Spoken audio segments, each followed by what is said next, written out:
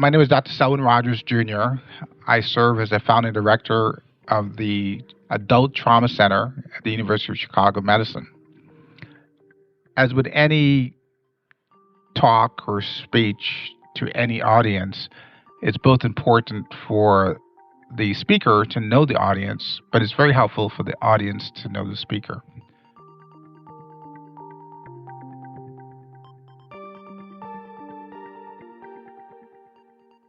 For those in podcast land, you can't see me, so let me give you a few descriptors of what you'd be seeing if I was in a room with you. You'll be seeing a 6'4" black male who is cisgender, happily married, father of 3 African American sons, a birthright citizen of the United States of America, who has a son who's gay and a sister who's transgender. Those are descriptors of categories of definitions of who Selwyn Rogers is, but they're only small descriptors. At a cocktail party, if I was to introduce myself, I would say I'm a trauma surgeon, which is what I do.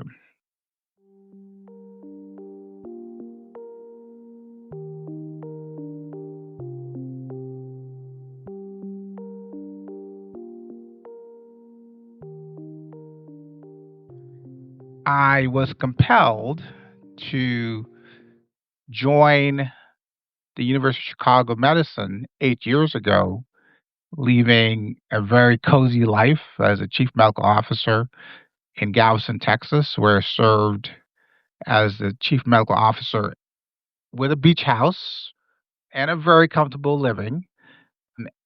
And I was asked to consider standing up an adult level 1 trauma center on the south side of Chicago at the University of Chicago. Now, many people have been to the city of Chicago, as I have been, but I actually had never stopped to think about the fact that there was no adult level 1 trauma center on the south side of Chicago. It had actually never crossed my mind. And so when I was first being wooed, invited, recruited, I thought long and hard, and my kids are very wise. They said, "Dad, do you want to work that hard? You seem pretty comfortable right now."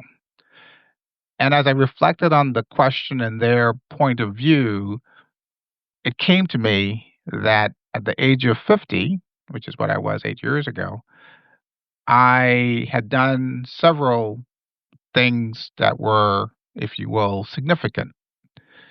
But at that point in my life, I was very eager to do something of significance. And that's what brought me to the University of Chicago Medicine to stand up an adult level 1 trauma center. Now, the story of an adult trauma center, I'm going to share with you a allegory around one of the greatest improvisational jazz artists of all time, the great Miles Davis. And Miles was a bad dude, and bad in a good way, if you will, as if the kids would say. And they probably would say something else, like he was a bad, I'm not going to say that, mother, father. And in the summer, specifically August of 1959, Miles Davis, John Coltrane, and Bill Evans got together and over a very short window of time produced, created the greatest jazz album of all time, Kind of Blue. Now, not everyone may love jazz music. One of America's original music forms. But that album in particular is special. And I had the opportunity on vacation just a few weeks ago to read a biography of that event, the creation of Kind of Blue album. And the name of the book is 3 Shades of Blue.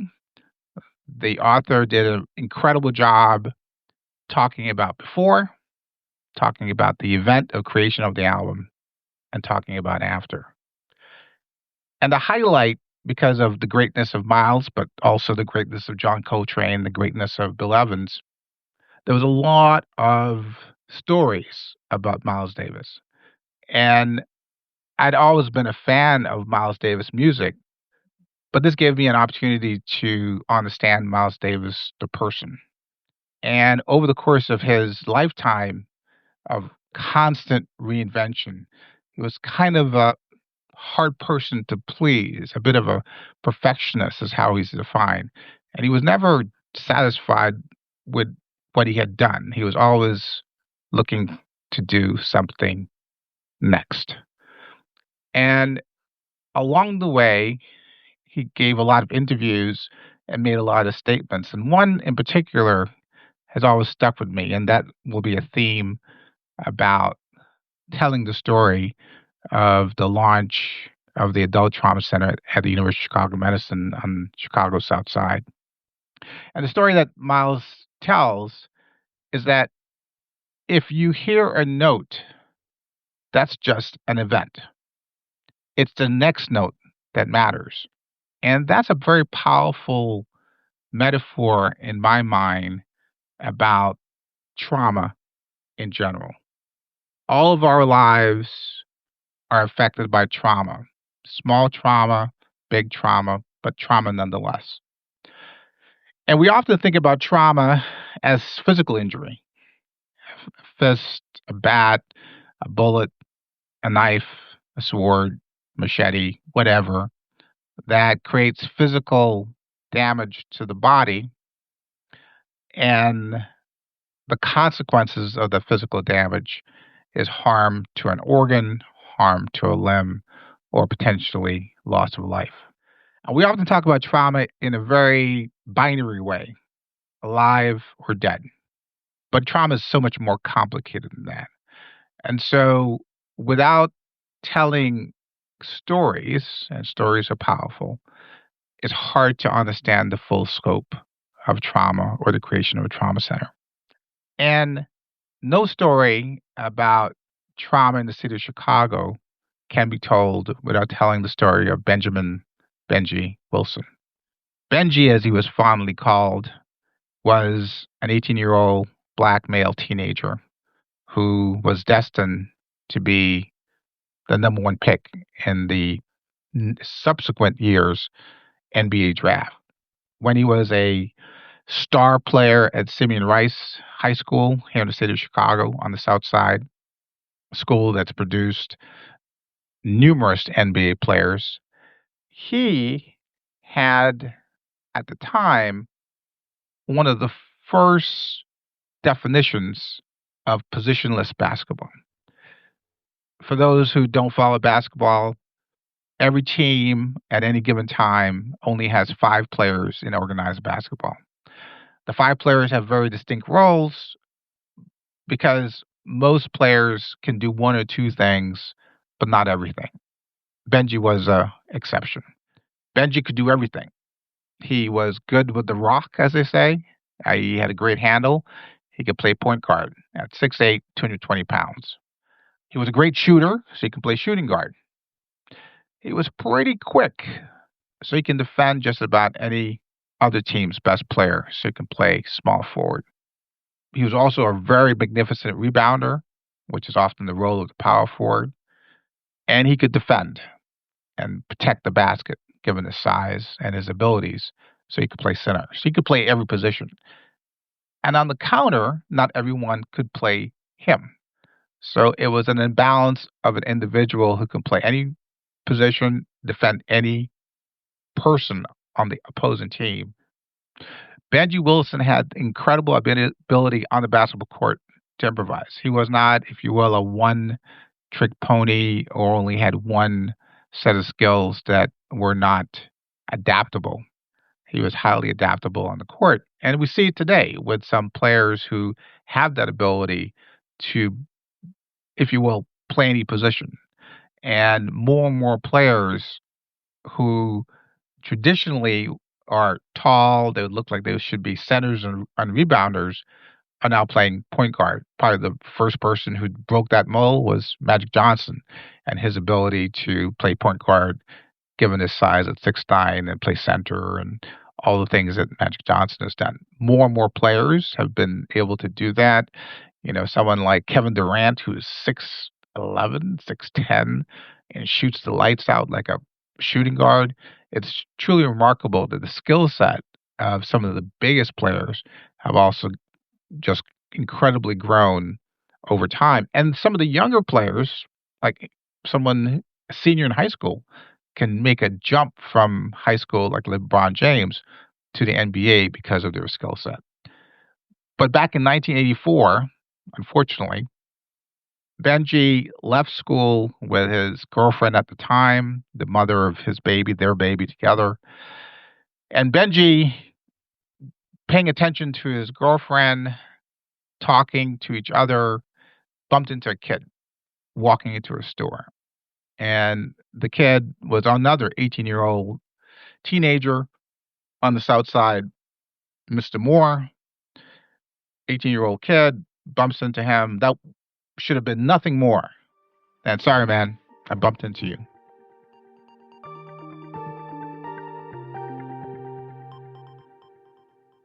That escalated, and you have a 6'8", 220-pound, incredible athlete hovering over you, and Mr. Moore felt threatened.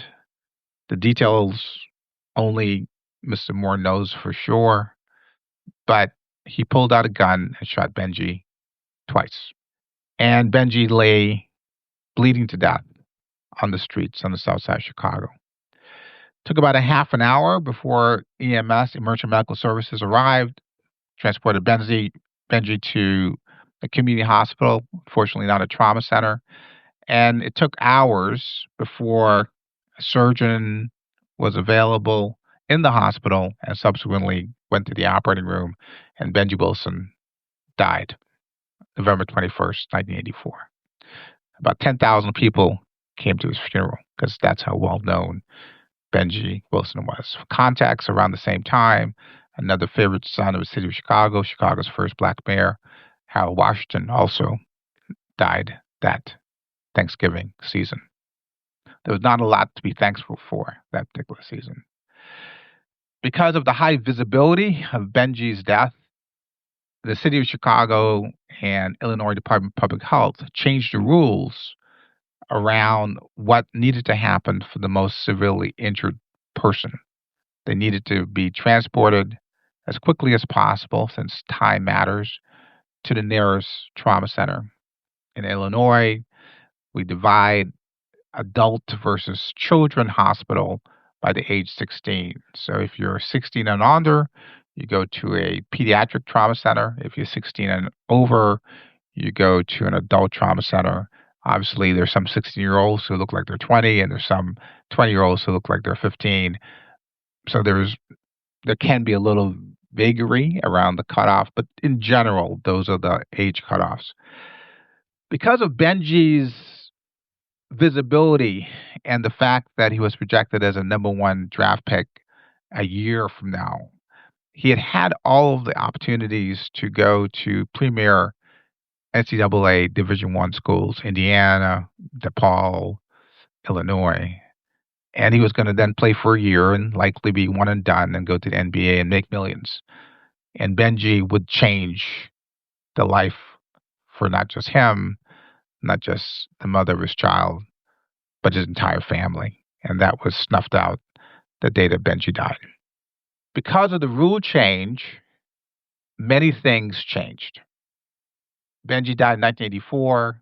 At the time, the University of Chicago Medicine was both a pediatric and adult trauma center for two dominant reasons. The first was financial. Lots of financial losses from taking care of mostly uninsured young men who were shot on the South Side, and capacity. The hospital was always full, and so the University of Chicago Medicine elected to close their adult trauma center. At the time, there was another trauma center on the South Side, Michael Reese Hospital, which was a busy community hospital that had a trauma center.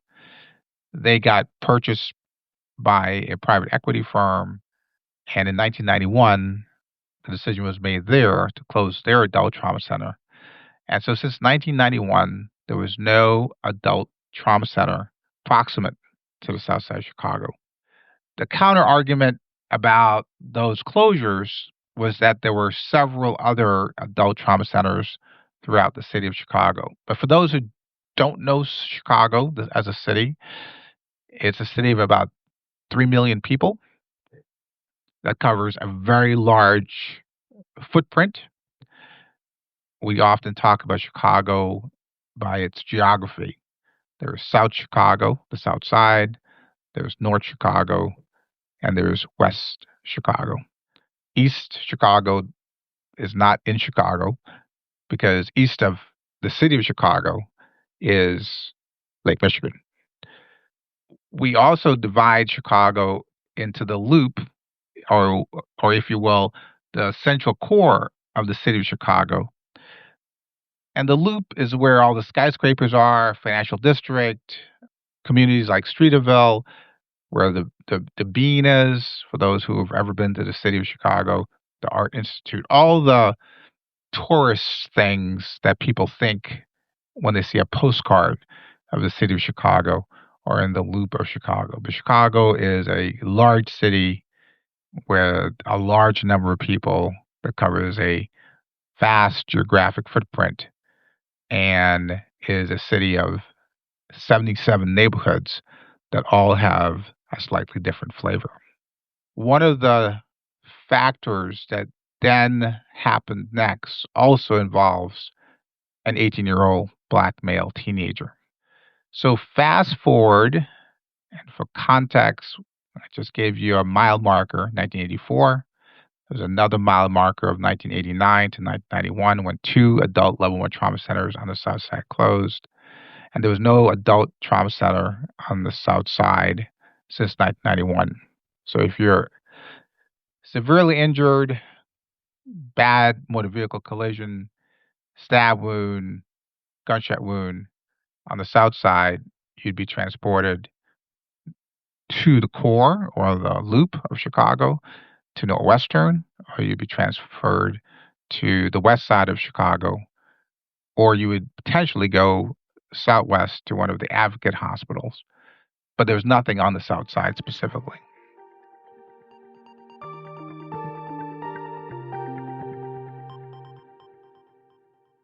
Picking up on the point about geography, when Martin Luther King Jr. visited the city of Chicago, and he actually did a little experiment where in the west side of Chicago, he and his family to the city of Chicago to bring forth concerns about housing inadequacy and segregation in the city of Chicago.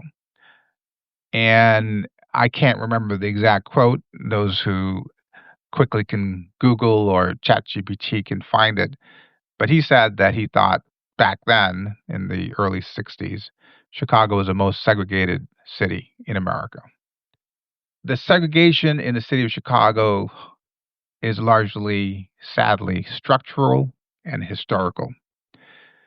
Redlining, the practice of assigning high interest rates for certain communities, mostly black and poor, at higher risk, meant that the housing stock in much of South Chicago, by interest rates, was more expensive and harder to secure compared to other parts of the city. And those were structural decisions that reinforced income inequality and reinforced segregation in the city of Chicago. That's the backdrop in which Damian Turner, this second black male teenager, was advocating as a youth activist for social justice. In his leadership of a youth group called Fearless Leading by the Youth, FLY, he pushed and led efforts around housing justice, housing equality, among other things that were structurally unequal in the city of Chicago, especially on the south side of Chicago, which is where he lived. The life of Benji Wilson and the life of Damian Turner intersects in this moment because when Benji died and taken to the nearest community hospital that was not a trauma center, rule change meant that anyone who was injured and brought by emergency medical services or Chicago Fire Department, they would have to take severely injured patients to the nearest trauma hospital, not the nearest hospital. Damien Turner was shot 4 blocks from the University of Chicago Medicine Hospital, a hospital that does liver transplants, cardiac surgery, complex cancer surgery, delivers babies, had a pediatric trauma center. But because Damien Turner was 18, even though he was only 4 blocks when he got shot from the doorsteps of the University of Chicago Medicine, he was transported 8 miles north to Northwestern, where he arrived and was pronounced dead. With trauma, the most severe physical trauma, the trauma that damages blood vessels, damages whole organs, time matters. Minutes matter. And someone who is most severely injured with a bleeding blood vessel without pressure on that blood vessel to staunch the bleeding, you have minutes before you effectively bleed out and die. And so the absence of an adult trauma center on the South Side, more likely than not, has led to some deaths that may have been preventable. And the community rallied around Damien Turner's death and advocated, petitioned nonviolent protests that unfortunately on occasion led to some violent interactions, pushed for a trauma center on the South Side. And because there's only one academic medical center on the South Side, the University of Chicago, many community hospitals, there was no other clear, if you will, winner of which hospital would be best equipped to become an adult trauma center. And I need to make a distinction here between emergency medicine or the ER, emergency room, and a trauma center. It is my running joke with friends and family and people I meet that the show ER with George Clooney ruined my life because I joke that people conflate a trauma center with an ER. And an ER is a place. It's a place where people come who are acutely ill of a whole host of things. Some could be trauma, some could be a heart attack, some could be a stroke. And unfortunately, some people may use the ER for their primary care needs because they don't have a primary care doctor. But trauma center is not a place. It's a system of care that just happens to use the ER as the most common portal of entry. But that system of care touches all parts of the hospital. Touches the ER, touches the operating room, touches the interventional radiology suite, it touches the angiography suite, touches the intensive care unit. In terms of staff, it touches trauma surgeons, orthopedic surgeons, anesthesiologists, a wide swath of nursing, social workers, sadly, the morgue. It touches every aspect of the hospital. And trauma care in a trauma center is basically about creating systems of care to meet the needs of critically injured patients 24/7, every minute of every day, of every week, of every year. That's what trauma centers do, both here in Chicago, Baltimore, Los Angeles, throughout the country, throughout the world. And it's that creation of trauma care that the community pushed and advocated for. The journey wasn't easy, and the counter arguments were myriad. But ultimately, in 2016, the University of Chicago Medicine, elected to move in the direction of doing both feasibility studies and ultimately made the decision to move forward with the launch or relaunch of an adult trauma center on the south side of Chicago. And that's when I come in.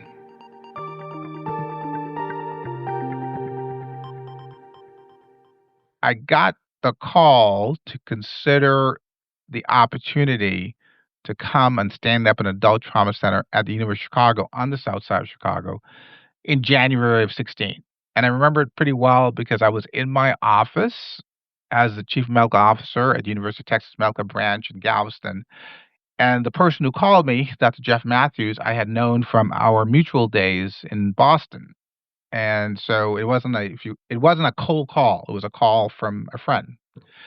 And my first response with the call was, "Why are you calling me? I have a pretty comfortable life here in Galveston. I have a beach house. I go to the beach. I see the sunrise every morning. I'm running half marathons. I'm living my best life."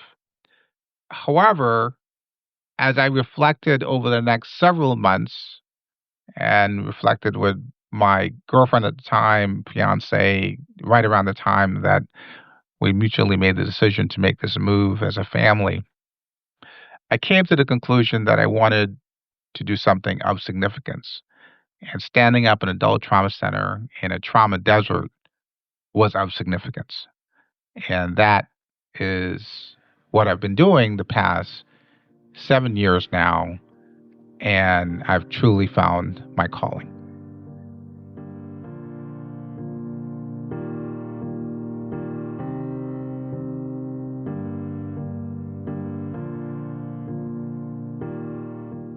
The question of standing up an adult trauma center de novo from scratch, in terms of the planning, there were so many components to putting that together.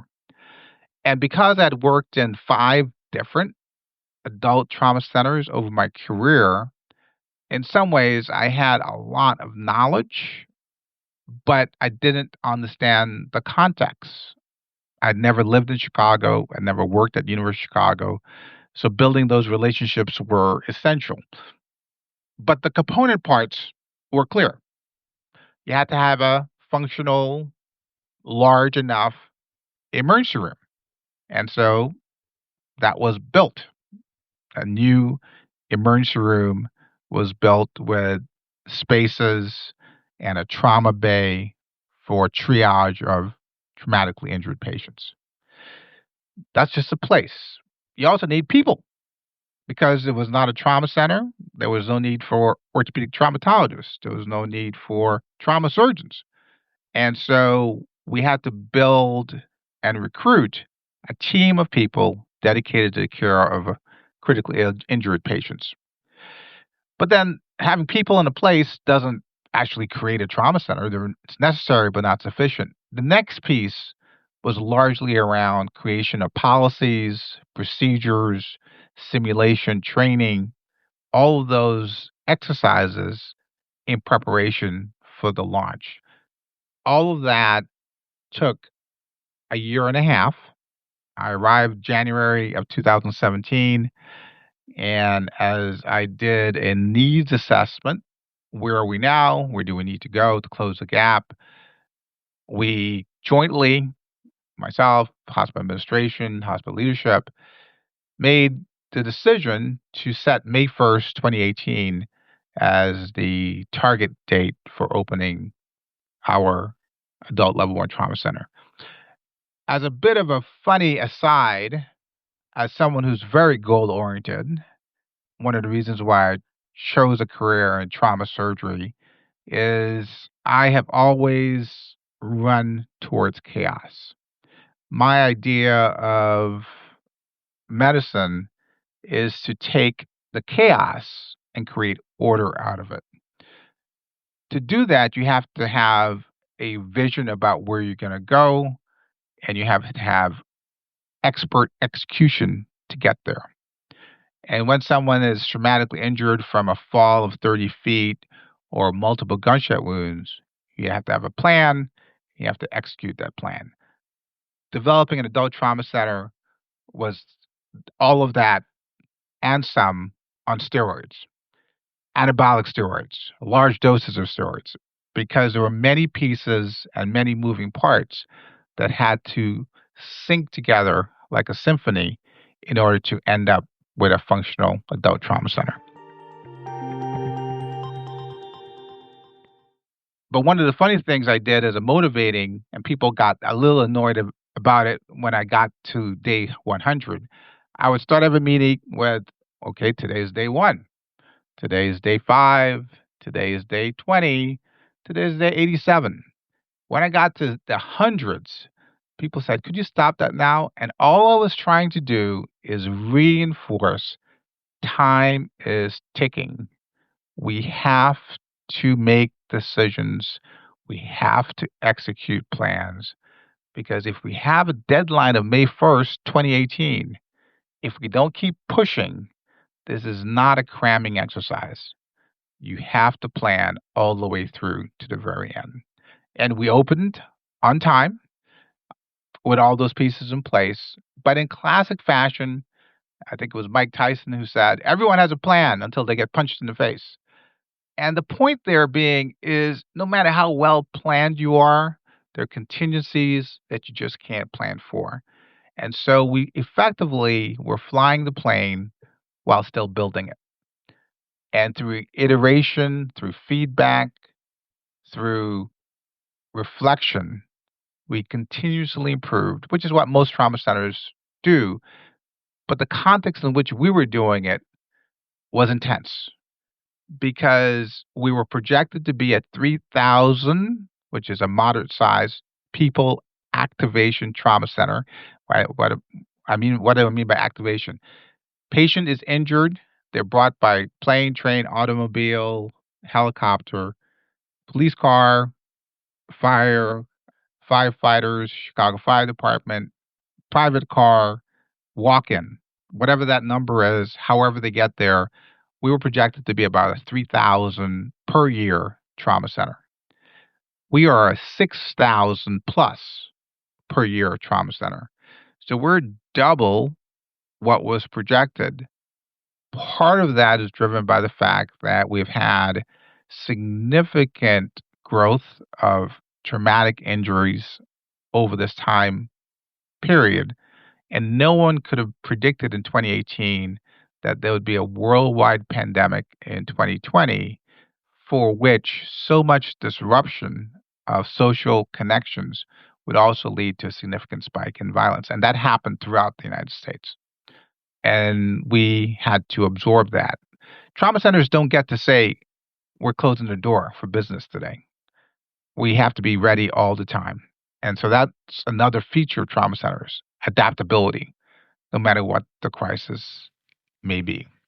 Because you have to adapt to the routine, but you also have to adapt to the mass shooting. And that's what trauma centers do throughout the United States.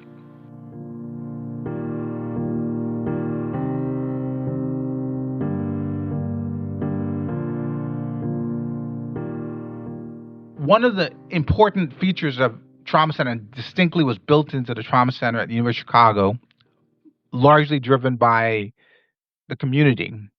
I was very intentional about being in the community since I wasn't from the community on South Side. And I left my cozy office and went into the community to understand the community, to listen to the community, to build partnerships with community members. And so by going to town halls and town fairs and churches, I got enough of a relationship to build trust, to be able to listen attentively and shut my mouth so I can understand what I was hearing and affect procedures and programs within the trauma center. So that one of the dominant things that the community said is having an adult trauma center is necessary but not sufficient. And the trauma center needs to also think about prevention and risk mitigation. And that can be daunting. With my public health background, we often think of prevention in two different buckets. There is secondary prevention. That is, something has already happened. A gunshot wound has happened to a person. What happens next? Going back to Miles Davis, it's not the event, it's not the note, it's what happens next. The next note is what matters. So, hospital based violence prevention programs have been shown to reduce re injury, to positively affect people's lives, and to connect people with services that are community based. The other arm of prevention is primary prevention. How do you prevent people from being injured in the first place? And I've always had a aspiration that trauma centers should aim for primary prevention because the best trauma center is one that's open for business 24/7 that no one ever needs. And we're not there yet. We're a long way off. But the analogy in other forms of disease, for example, heart disease, you will never be allowed in any hospital in the United States to come into the hospital with acute myocardial infarction or acute heart attack and get a coronary stent that opens up the blood vessels and get blood thinners to keep the blood vessels open and then not have your hypertension, your uncontrolled diabetes, your smoking, your sedentary lifestyle, or your high cholesterol addressed, i.e., those are the risk factors for recurrent myocardial infarctions. And in many trauma centers across the country, just because that's how we've done it, we treat trauma as episodic, a single event, but we don't look at it as a life course. We don't look at trauma as a chronic condition. And in many ways, trauma is a chronic condition driven largely by the social determinants of health. The same drivers of health around heart disease, diabetes, end stage renal disease, cancer, those same drivers where you live, work, play, and pray affect health outcomes more strongly than someone's ability as a doctor to convince someone to take a pill for their high blood pressure. Some calculations say about 80% of people's health is driven by where they live. And so the Rand Corporation did this study and made the startling comment or conclusion. Startling conclusion. If I know your zip code, I can tell your life expectancy. And sadly, here in Chicago, that's also true. So I mentioned the loop of Chicago, which is where Streeterville is. If you live in Streeterville, your average life expectancy is 85 years of age. If you live in Washington Park, which is right in the community where the hospital, University of Chicago Medicine, that I work at, is, your average life expectancy is 69 years of age. That's 16 years of life lived difference, separated by 8 miles of geography, 7 stops on the L train. And those type of geographic disparities by where people live in life expectancy, which is a pretty hard outcome, are duplicated in St. Louis, Boston, Los Angeles, San Francisco, throughout the country. And there's no simple prescription of moving people from one community to the next. I have to add that communities in which people live are also assets. So, from an asset perspective, when you live in a community where you know your neighbors and your neighbors look out for you, and if a kid is sick, someone, and you have to go to work, someone down the block will look at your kid for you that you trust. If you're running late because your car broke down, someone in your community will give you a ride. If you take that person, transplant them to another community where they don't have any connection, don't have any social capital, it's not the same. And we are all social creatures. So we need that human connection. COVID magnified that. And I think we can't ignore that even when there's structural violence over decades, chronic disinvestment in some communities, poor schools that are tied to tax bases, that are tied to housing prices, and one community that's already endowed gets more, and another community that's disenfranchised gets less, and the cycle repeats itself over and over again. We can't ignore that many of the things that are happening, the events, are happening in a larger context. And that context is one of the things that we are trying, and several hospitals are trying, dozens now hospitals are trying to develop hospital based violence intervention programs that try to do two things, broadly speaking. The first is interrupt retaliatory violence. If someone is hurt and they're connected to a group of people that sometimes they go back to third grade, fifth grade, and that's your clique or your group or your peoples. Hurt people. And so that cycle gets repeated by one group hurting another group because someone in one group was hurt. Street outreach workers, community violence interventionalists, community violence ecosystem prevention focuses on interrupting these cycles of violence. The other large fact is the social drivers of violence. And the social drivers are things that are hard to change, but we know they're highly impactful. Impact of poverty, racism, impact of poor economic opportunities, impact of poor educational access, impact of access to health systems, economic instability, lack of agency. I'm always amazed that I have access, physician, as a leader. If I needed to contact my state senator, that's a phone call. If I needed to email the governor, that may be a little bit harder, but I could get there, if you will, 2 degrees of separation. But for my patients, they're often voiceless. They don't have a way to get to a leader, an alderman, a state senator, or the governor. And one of the things that I've taken on as a passion is to try the best I can to use my privilege to give voice to the voiceless.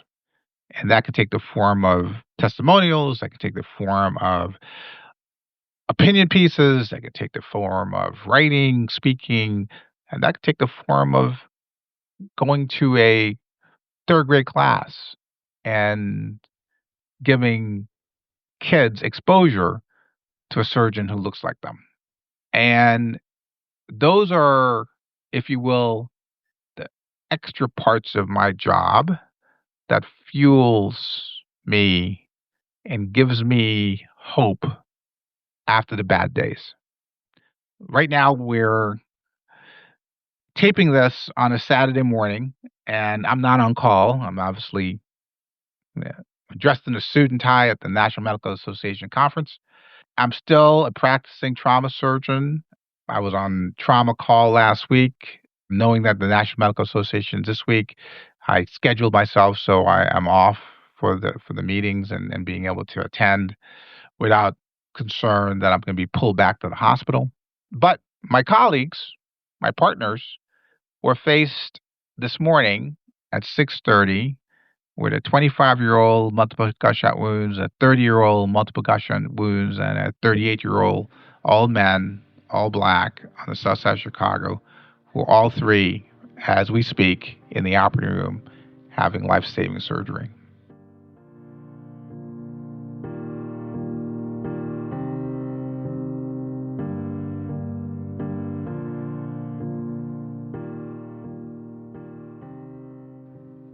I'm not sure the counterfactual would be true that those three men would still be alive had there not been a trauma center at the University of Chicago Medicine.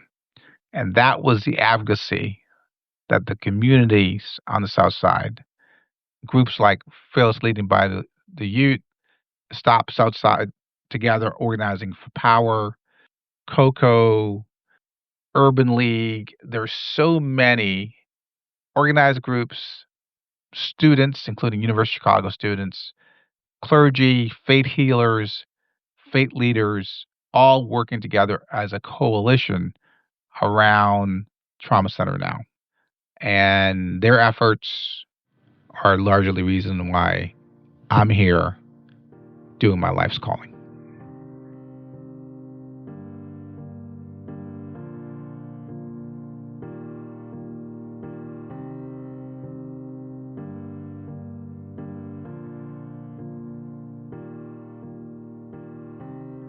I am pathologically optimistic. And it's not that I ignoring the moment. And a whole bunch of people are likely going to be hurt because of various policies that on the surface may have some potential upside, smaller government, da, da, da. You name all the rational reasons why these approaches are being moved forward. The challenge, though, especially around issues of equity, I view equity, especially health equity, as a justice issue, as a fairness issue. And the analogy I would make is if we are running a race, depending on your natural abilities, it would be ideal if the backpack that's on your back when you're running this race weighs the same, if the goal is to win said race. Now, I'm simplifying this because life is a lot more complicated than running a race. But the point being, when people are historically disadvantaged, when I attend a school that doesn't have AP classes and has less well equipped teachers, and there's no physical labs in the school for science education, and I'm in a context where, because of the community that I am living in, surrounded by violence, how can I have a future orientation that I'm going to go to school, study hard, delayed gratification, go to college, study hard, delayed gratification, go to graduate school or professional school, and then be in a position where I could have a career that's going to provide fulfillment, financial, personal, over the course of a life. How do you then think about that if you think that you're not going to live past 25? Or you're surrounded by scarcity and you can't conceive that you can go to college? It's a mindset issue, and it's a mindset issue that I think if we actually didn't others, and you can imagine what would your life be like if that was your starting line with a backpack that weighs you down, could you actually run the same race that you're currently running?